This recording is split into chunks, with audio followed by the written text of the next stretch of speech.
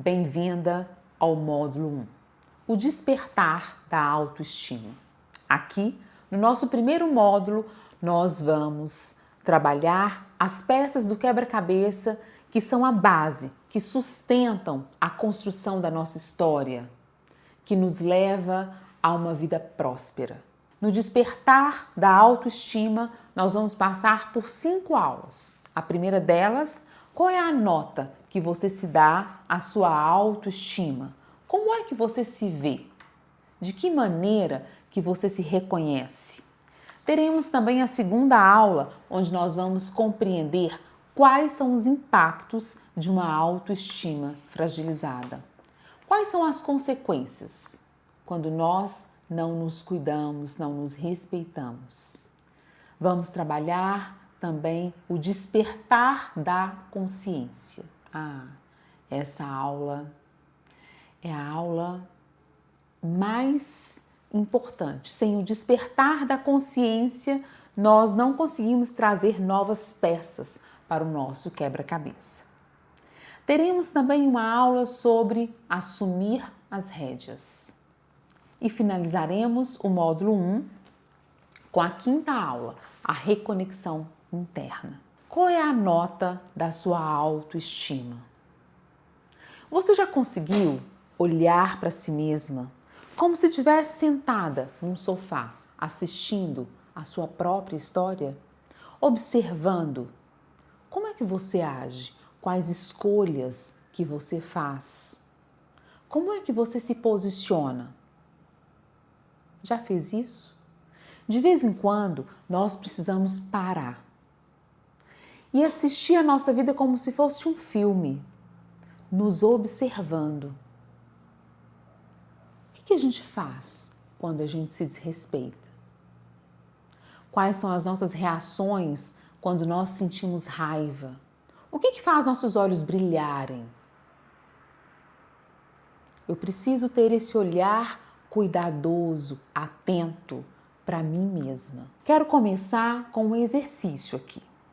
Qual é a nota da sua autoestima?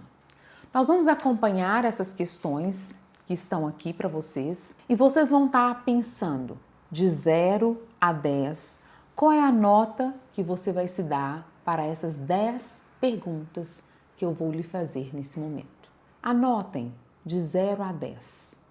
Que nota que você se daria? Você se considera uma pessoa flexível ou, em alguns momentos, você se vê com uma certa rigidez, uma dificuldade de abrir mão do controle, de abrir mão da própria verdade, de ceder, de improvisar? Como é que você lida diante daquelas situações que saem diferente do que você gostaria, do que você planejou? Você costuma se dobrar diante da vida ou você está brigando porque não era bem desse jeito que você gostaria? Como é que é essa flexibilidade? Que nota que você se daria de 0 a 10 nessa questão? Se olhe de fora, ninguém precisa saber a sua nota.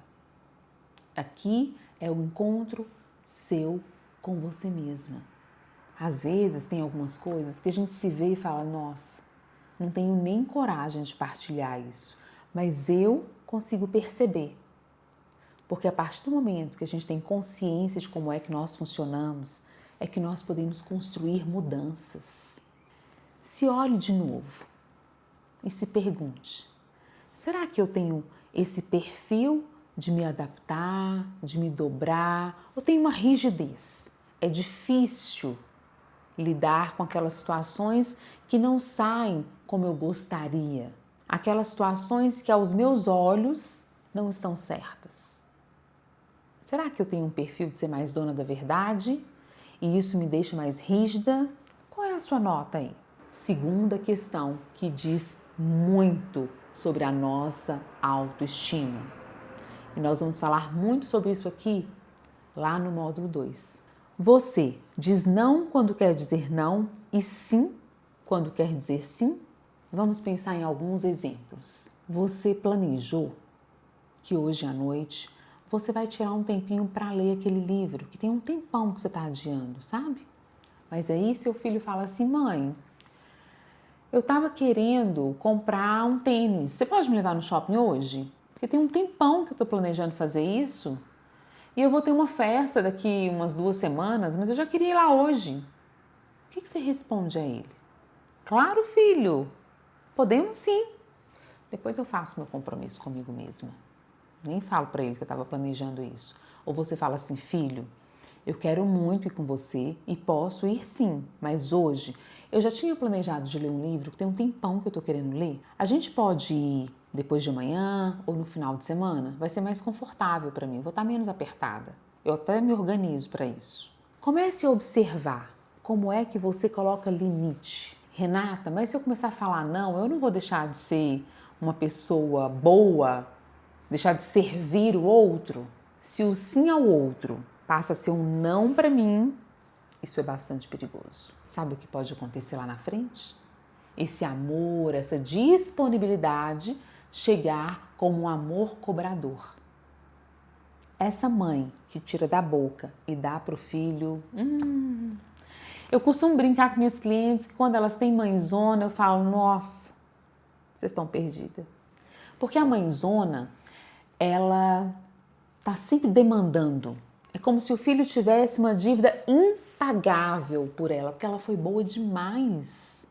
Ela deixou de fazer as coisas por ela deixou de se cuidar, ela deixou de buscar realizações em função dos filhos. E agora, o mínimo que ela espera é que o filho faça a mesma coisa.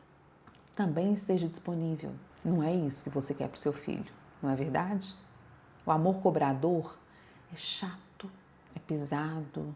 Se observe, sente de novo no sofá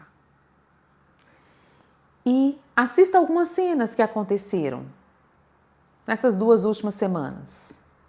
Os pedidos que lhe foram feitos, como é que você respondeu?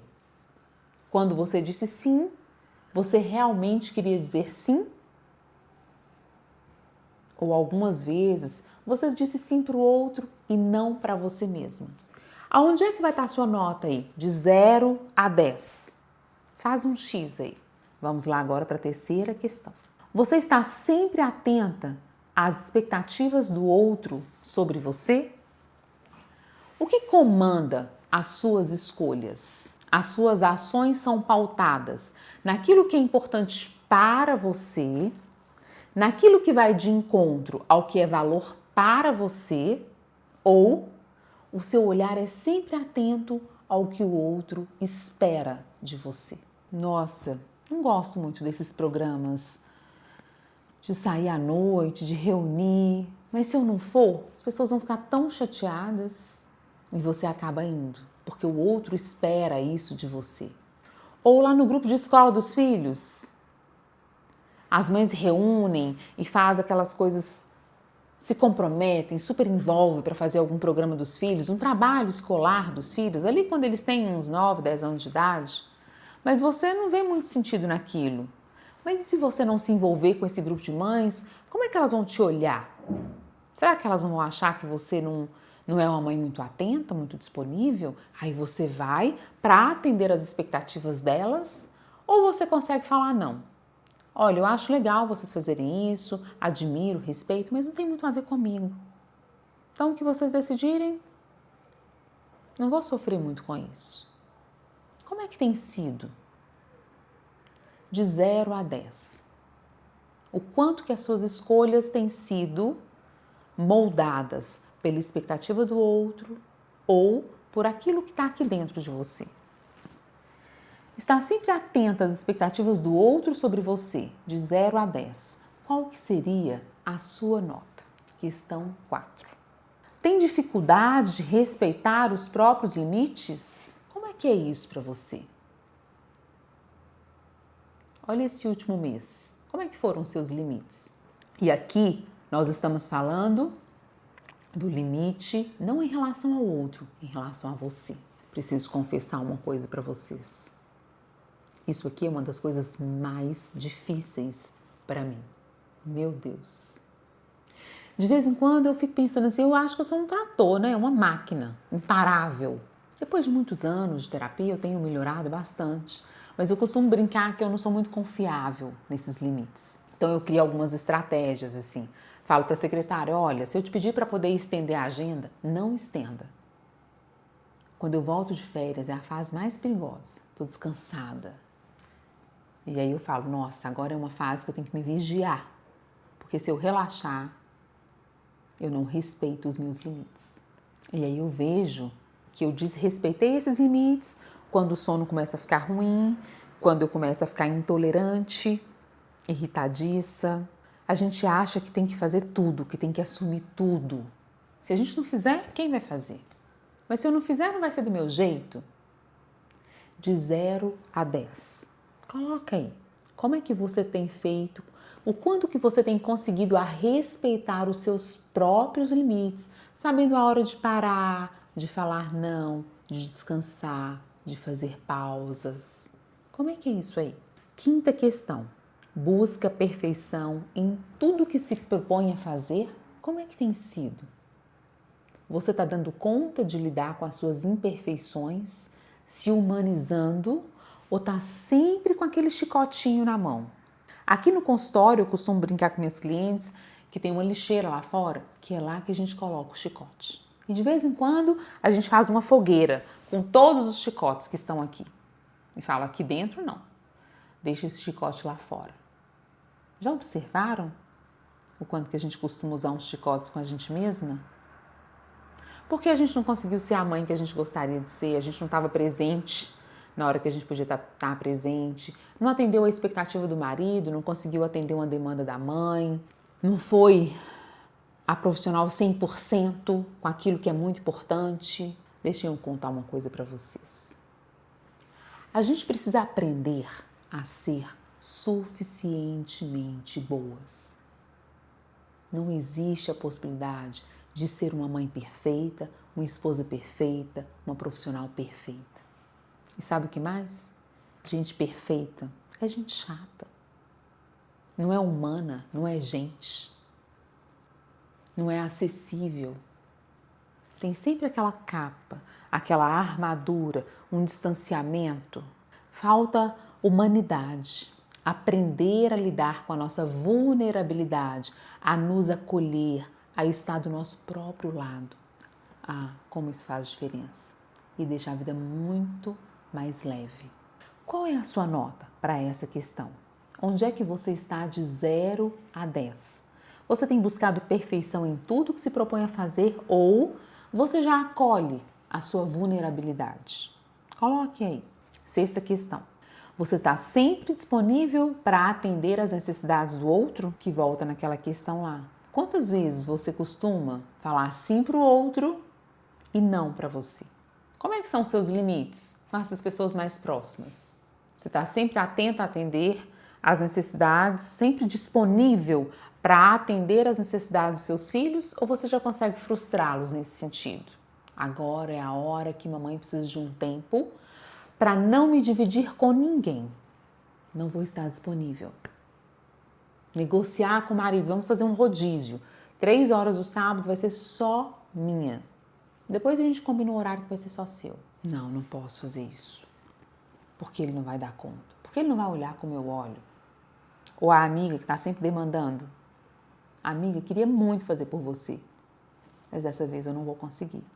Como é que anda essa sua disponibilidade? Ela está excessiva? Me conta. De 0 a 10. Qual que é a sua nota? Pare com calma. Reflita. Volte lá atrás. Observe o que você tem feito. E coloque uma nota aí, bem honesta. 7ª pergunta. Você tem dificuldade de se priorizar?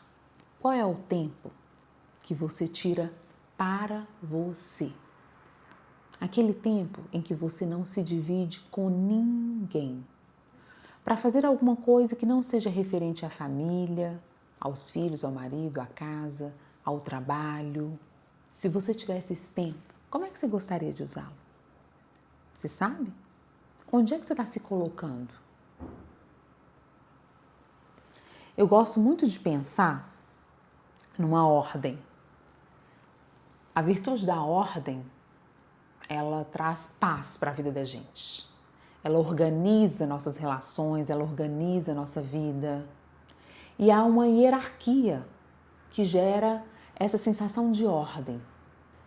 Primeiro, a minha relação com Deus. Nada vem antes dessa relação. Uma relação de intimidade profunda. Segundo, a minha relação comigo mesma. Terceiro, a minha relação de casal.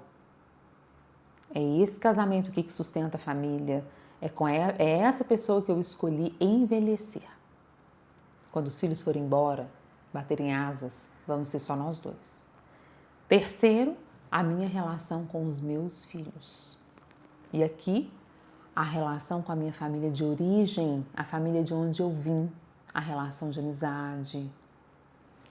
Onde é que você está nessa hierarquia? Onde é que você se coloca? Quando eu cuido de mim, eu estou me preparando, na verdade, para servir melhor os meus. Qual é a sua nota sobre a questão de você se priorizar? O que você tem feito que te abastece, que faz encher os seus olhos assim, seus olhos brilham? Que não seja trabalho e que não seja cuidar deles. É bastante comum, às vezes, no início da terapia, as pessoas dizerem: Renata, mas o que eu mais gosto é de estar com eles. Não vejo graça de fazer programas sem os meus filhos. Talvez isso sinalize uma dependência emocional. Preciso do outro para me sentir inteira. E aí pode estar tendo uma inversão na hierarquia, porque os pais estão aqui acima, os pais dão, os filhos recebem. Assim como o amor de Deus por nós. Deus está aqui, Ele dá e nós recebemos. Então, no lugar de pais, nós damos aos nossos filhos e eles recebem. Se eu não consigo ter sentido na vida, não consigo achar graça, não faz sentido ter programa sem eles, é como se eu estivesse colocando os meus filhos aqui acima de mim. Eles dão e eu recebo. Há uma inversão na hierarquia. Todas essas questões que eu estou falando aqui, elas vão aparecer ao longo dessa jornada terapêutica, nos próximos módulos. A gente vai voltar em várias questões aqui. Esse é um exercício para eu avaliar e levantar hipóteses de onde é que está a minha autoestima. Agora, no início dessa nossa jornada. Ao final, pode ser que várias coisas aqui vão começar a serem ajustadas. Essa é a intenção. E a oitava questão. Nunca acha que estar pronta para iniciar novos desafios? Como é que é isso? Você espera estar pronta para começar algo novo? E se eu te contar que a gente só fica boa quando tem volume? Não tem como aprender algo sem ter vivido. Às vezes eu recebo algumas mulheres no meu consultório inseguras, com medo de escolherem pela maternidade, porque não se sentem prontas. E aí eu conto para elas: olha, você pode ler, fazer terapia, estudar, mas você só vai aprender sendo. E assim acontece com tantas coisas na nossa vida, não é verdade?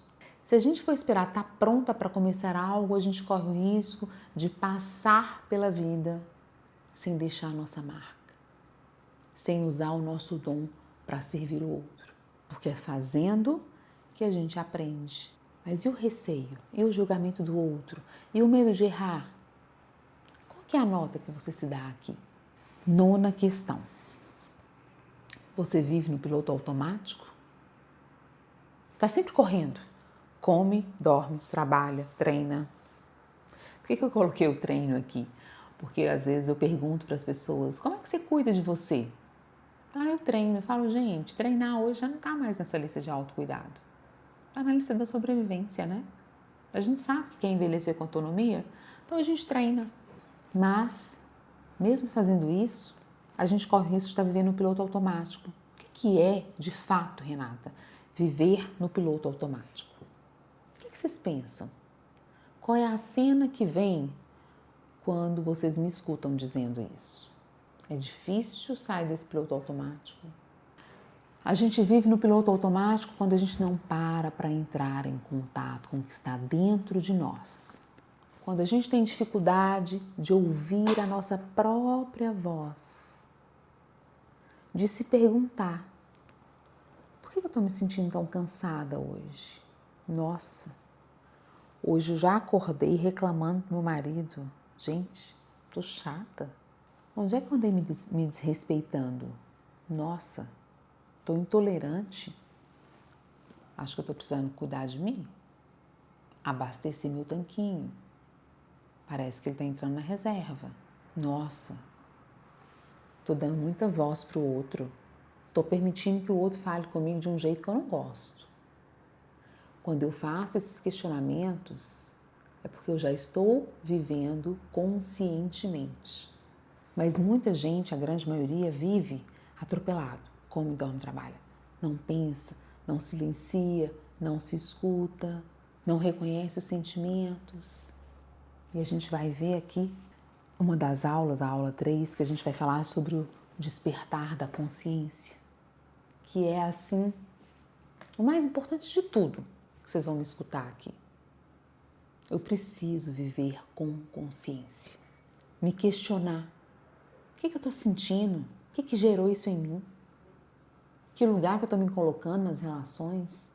Sabia que sou eu que tenho o controle para baixar o volume do outro? Sou eu que escolho em que volume eu vou escutar a voz do outro.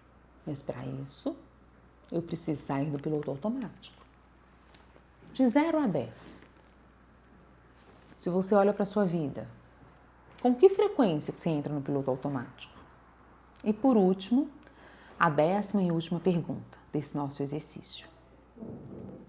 Não tem clareza do que deseja conquistar nas diferentes áreas da sua vida? Se a gente for pensar na nossa vida como uma pizza, com várias fatias, o que você quer conquistar? Na espiritualidade, no casamento, na relação com os filhos, na vida financeira, física, na questão intelectual, profissional, na permissão de ter prazer na vida. O que você deseja? Sabiam que isso também é um parâmetro para eu avaliar como é que anda a minha autoestima? Se eu não sei para onde eu estou indo, qualquer lugar serve. Fica aí, um barquinho perdido no meio do oceano. Como é que eu vou alinhar as minhas ações, as minhas intenções, se eu não tenho clareza de onde é que eu quero chegar? Isso diz muito sobre a minha autoestima. De 0 a 10. Qual que é a sua nota? Perguntas respondidas. Observem, parem um tempinho e olhem. De 0 a 10, onde é que vocês estão aí na autoestima?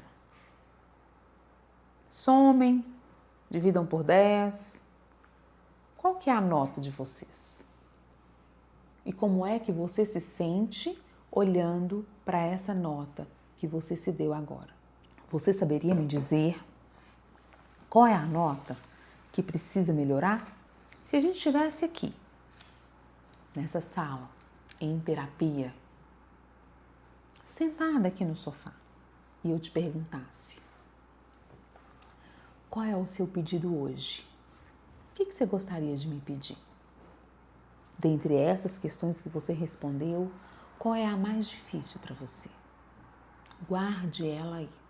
Durante esses módulos, nós vamos passar por cada uma dessas questões. Vamos aprofundar em cada uma delas. Lá, ao final, a gente vai voltar a olhar para isso de novo.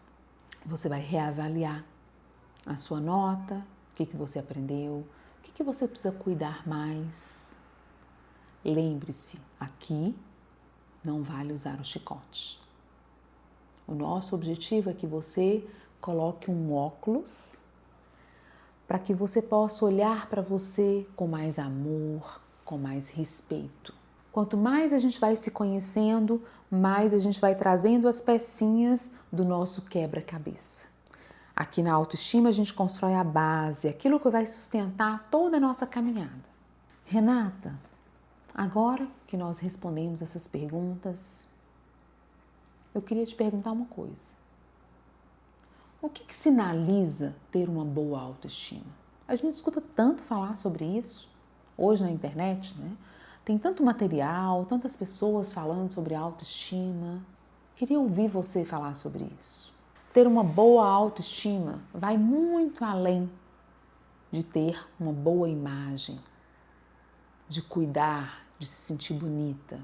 É aqui de dentro. A autoestima é um conceito interno.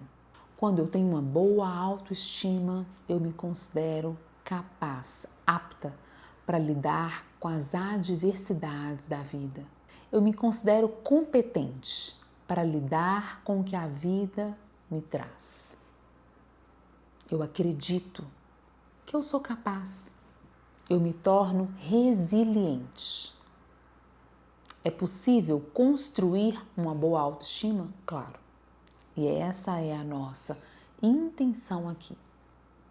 Eu vou te trazer várias ferramentas para que você possa estar construindo cada vez mais a sua autoestima, para que você possa se sentir cada vez mais apta para lidar com as adversidades da vida. Sabe por quê?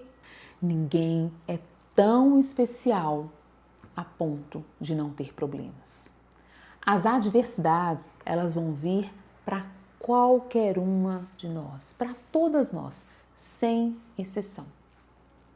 Às vezes a gente vê o recorte da vida do outro e fala, nossa, a vida dela parece perfeita, mas a gente não sabe de nada. Aquilo que ela partilha é o recorte que ela escolheu partilhar. As adversidades fazem parte da nossa vida. E como elas são importantes. Porque não há crescimento sem dor. São os desafios, as crises que nos tornam melhores, que nos fazem fortes, que nos transformam. Mas tudo isso depende de como é que nós vamos lidar com essas adversidades. Porque se eu estiver rígida, saiu do meu controle, saiu do meu planejamento, eu empaco, dou birra. Não consigo me dobrar, não me curvo. E aí eu não me transformo, eu não aprendo, eu não me torno melhor. Então, quando eu tenho uma boa autoestima, eu consigo desenvolver os recursos necessários para lidar com o que a vida me traz. Eu aprendo a estar do meu próprio lado. Eu jogo o chicote fora. Eu me aceito exatamente como eu sou. Muitas coisas eu não gosto em mim. Muitas coisas eu quero melhorar. Eu sei que tem um monte de ajustes para serem feitos ainda. Mas eu me aceito. Lá atrás, eu fiz aquilo que eu considerava melhor. Hoje, eu faço o meu possível. Eu dou o meu melhor. Eu ainda quero mais. Eu quero ser melhor do que eu sou em vários aspectos da minha vida. E espero ser. Mas, hoje, esse é o meu melhor. Eu estou do meu próprio lado. A gente trabalha tanto na terapia, quando a gente vai trabalhar aqui, quando a gente vai trabalhar a questão da criança ferida, que a gente precisa aceitar os nossos pais exatamente como eles são. E a gente esquece, às vezes, de que a gente precisa se aceitar exatamente como a gente é. Então, o que sinaliza ter uma boa autoestima? É aprender a estar do meu próprio lado. Olha, estou com você, eu estou do seu lado, não estou contra você. Eu não passo a mão na sua cabeça, eu não concordo com tudo que você faz, eu não acho que você está pronta, até porque a gente pode ver 100 anos. Ninguém vai morrer 100% resolvido, sempre vai ter coisas para melhorar. Mas nós estamos juntos, eu e você. Porque às vezes parece que a gente vira o nosso inimigo. A gente só se critica, só se cobra, a gente não se respeita, não sabe a hora de parar, não tem permissão de se cuidar. Como é que vai ter uma boa autoestima assim? Quando eu tenho uma boa autoestima, eu sei ocupar o lugar que me cabe em cada uma das relações. Eu consigo ser filha dos meus pais. e não ir lá palpitar na vida deles, como se eu fosse o pai e a mãe deles, ocupando o lugar dos avós, querendo salvá-los, olhando para eles como se eles fossem pequenos. Eles me deram a vida. Olha onde eu cheguei. Eles são grandes. Eu sou filha. Eu não posso ir lá e falar, vocês têm que ir ao médico. Vocês não podem ficar desse jeito. Vocês precisam de uma funcionária para cuidar da casa de vocês. Vocês não podem trabalhar esse tanto mais. Isso é um comportamento clássico de quem tem dependência emocional. E se eu te contar que eu já estive nesse lugar? Ou se já, me achava no lugar do meu avô, porque eu era figura de pai, né? Não de mãe. Das regras, das denúncias. Até eu descobrir que estar no meu lugar é o que traz saúde para as relações. Não precisa abraçar o mundo, não precisa salvar. Porque a gente, quando está nessa fase da dependência emocional, a gente quer salvar até quem não quer ser salvo. Esse excesso de disponibilidade vem muito para anestesiar um buraco que tem aqui dentro. Então, quando eu tenho uma boa autoestima, eu sei ocupar o lugar que me cabe nas minhas relações. Eu deixo de ser a mãe do meu marido, porque a gente está aqui, no mesmo andar da casa. Os pais estão no andar de cima, eu, meus irmãos, meu esposo, minhas amigas, a gente está no andar do meio. No andar do meio, a gente tem reciprocidade, tem um equilíbrio entre o dar e o receber. Os filhos estão no andar de baixo. Eu recebo, troco e dou. Ter uma boa autoestima também sinaliza saber ocupar o lugar nas minhas relações. Eu aprendo a me escolher. E um dos critérios para eu me relacionar com o outro é escolher quem me escolhe. E sabe o que mais? Eu dou o direito para o outro não gostar de mim. Eu também não gosto de todo mundo. Tá tudo certo. Algumas pessoas podem não estar do meu lado, não gostar muito da maneira como eu funciono. Tá tudo certo. Mas eu escolho estar do meu próprio lado. Porque eu tenho a mim mesma para contar. Ninguém vai vir me salvar. Isso muda a nossa vida. Quando a gente descobre que nós temos a nós mesmas para contar na vida. Ou eu fico do meu lado, ou eu fico do meu lado. As pessoas seguras, bem resolvidas, elas tendem a ser mais leves, menos cobradoras, mais fáceis de se relacionarem. Porque elas têm a permissão de serem imperfeitas. Não são aquelas pessoas boazinhas que não colocam limite, não confundam isso não. Não são pessoas excessivamente disponíveis, porque as pessoas seguras, elas falam sim quando elas querem dizer sim, elas falam não quando elas querem dizer não, sem problema nenhum. Elas são respeitosas com o outro porque elas se respeitam. Elas dão aquilo que elas podem dar. E elas também recebem o que o outro pode dar e tá tudo bem. Não tem cobrança. Nossa, amiga, mas você preferiu sair com a outra lá e não me chamou? Sério? Parece conversa de criança de 10 anos, né? Como é que tá a sua autoestima? Tá claro? O que sinaliza ter uma boa autoestima? Sabe uma coisa? Eu recebo muitas mulheres no consultório. Acho que 80% dos meus clientes são mulheres. 70%, pensando que tem uma parte que são casais. E a outra são de homens, né? Estava pensando só em mulheres e homens. Mas tem uma parte que são casais. Muitas delas, não a maioria, mas muitas vêm com esse questionamento sobre o casamento. Principalmente nessa fase em que os filhos cresceram, foram morar fora, a função de pais já não demanda tanto mais. Geralmente é esse período que o casamento fica mais em evidência, como se a gente colocasse um holofote na relação de casal, agora que a gente começa a se tornar desnecessário como pais. E elas chegam no consultório, com esse questionamento.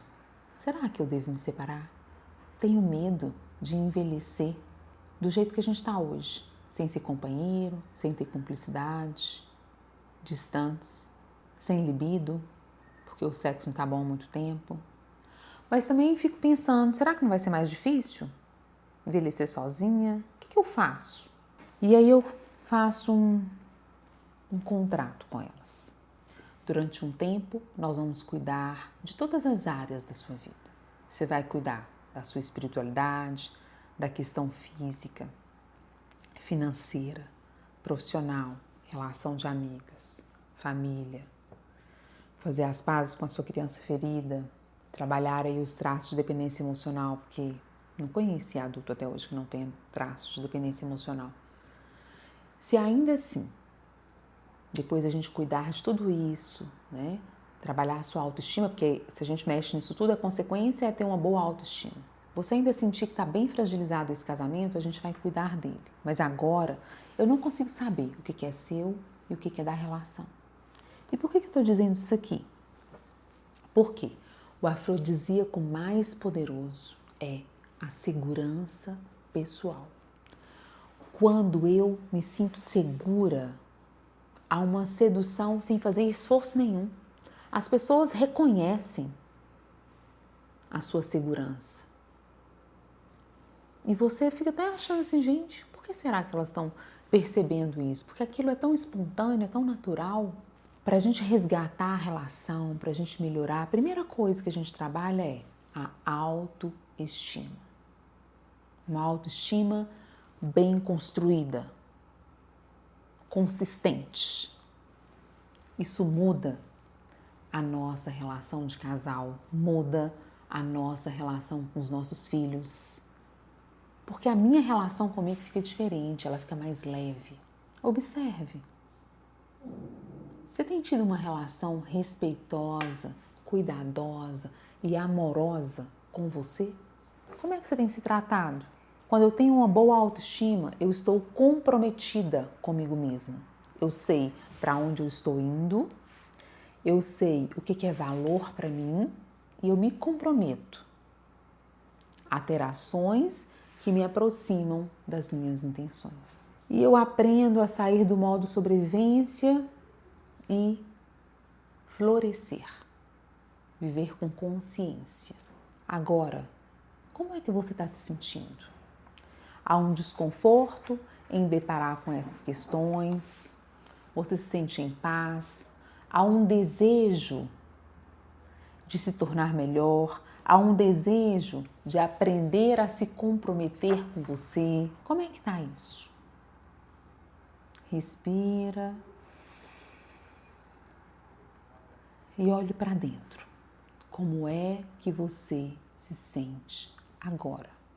Vocês já me ouviram falar algumas vezes que, como terapeuta sistêmica, nós trabalhamos muito com tarefas terapêuticas ou prescrições terapêuticas. Porque a terapia vai muito além do nosso tempo no consultório. Ela acontece muito mais no tempo entre as sessões. Para isso é que nós utilizamos as tarefas terapêuticas, para que essas mudanças vão tomando forma, vão ficando mais consistentes. E aqui não vai ser diferente. A cada aula, ou quase todas as aulas, eu vou deixar alguns exercícios com vocês, para que vocês possam voltar, olhar para isso, fazer de novo e de novo.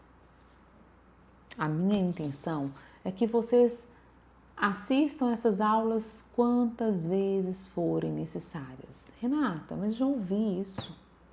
De verdade, cada vez que a gente escuta de um jeito diferente. É como se assim, nossa, aquela pecinha aqui do quebra-cabeça não estava encaixando, mas agora o encaixe ficou perfeito. Eu trouxe uma outra caixinha, uma outra pecinha aqui que eu não estava me lembrando dela. Acreditem, vai fazer diferença. Cada vez que você ouvir, cada vez que você repetir a tarefa, você vai trazer mais uma pecinha para esse quebra-cabeça. E aqui a gente está na base. Essa base é muito importante. Então eu quero finalizar essa nossa primeira aula para a gente passar para a segunda aula do módulo 1 com 2 exercícios. Se você tivesse 1 hora por dia em que você não precisasse se dividir com ninguém. O que você gostaria de fazer? Coloque no papel agora. Comece a colocar agora. Depois você vai voltar nesse exercício. Sabe o que eu percebo? Que é difícil para algumas pessoas terem essa clareza. Às vezes a gente conversa aqui na sessão, eu dou vários exemplos, a gente tem algumas ideias juntas. Daí uma semana o cliente me mandou mensagem: Renata, você pode me ajudar? Eu esqueci. Não consigo lembrar. Não consigo saber. O que eu poderia fazer por mim se eu não precisasse me dividir com ninguém? Não vale colocar trabalho aqui, tá? A gente pode... Vamos pensar aqui algumas ideias. Eu iria usar esse tempo para ler, ou eu usaria esse tempo para ir à missa sozinha. Sem ficar, senta, levanta, comporta. A gente vai à missa com os filhos, ou à igreja, né? Não necessariamente à missa, para educá-los. Mas não é a mesma coisa, né? Caminhar no parque sozinha. Fazer uma comida que eu amo só para mim. Ninguém mais gosta. Ir lá, replantar minhas plantinhas, mexer nos vasos, podar, pintar, nadar, tirar aquele tempo para orar. O que mais? A gente precisa ter essa lista pronta, porque de vez em quando surge um tempo e fala, ó, minha lista, deixa eu abrir aqui. Ouvir música, dançar, assistir uma comédia romântica, uma coisa bem boba assim, pedalar.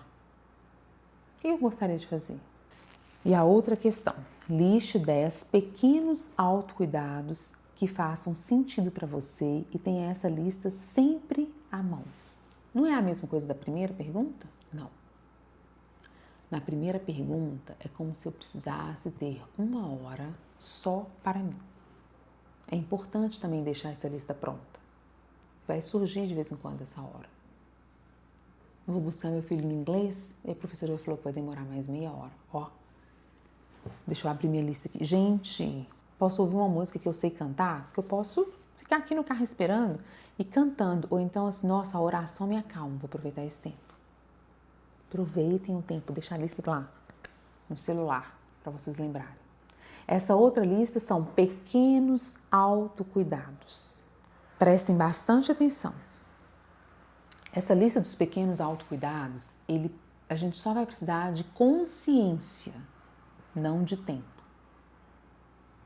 Porque pode ser passar um perfume que eu adoro, só para eu sentir o cheiro. Hoje eu fiz isso. Falei, gente, vou ficar o dia inteiro aqui com as aulas, sozinha, mas eu quero passar um perfume para eu sentir. Eu quero essa vela acesa, que eu amo esse cheiro, porque eu quero ficar aqui cuidando de mim, enquanto eu estou aqui entregando para vocês, eu estou me cuidando. Pode ser, enquanto eu me maqueio para eu ir trabalhar, eu escuto aquela música que tem muito a ver com o meu sentimento hoje. Tem dias que eu quero ouvir uma música que fala de Deus, de oração. Tem dia que eu quero ouvir uma música animada. Tem dia que eu quero ouvir uma música para eu cantar. Mas eu escolho, eu estou consciente. O autocuidado pode ser tomar um banho demorado, acender uma vela cheirosa lá enquanto eu tomo banho. Vou hidratar meus pés. Vou arrumar uma mesa bem bonita para mim. Não precisa de tempo. Eu preciso estar consciente e atenta a cuidar de mim mesma. Se comprometam. Eu espero que tenha ficado claro para vocês o que significa, o que sinaliza ter uma boa autoestima.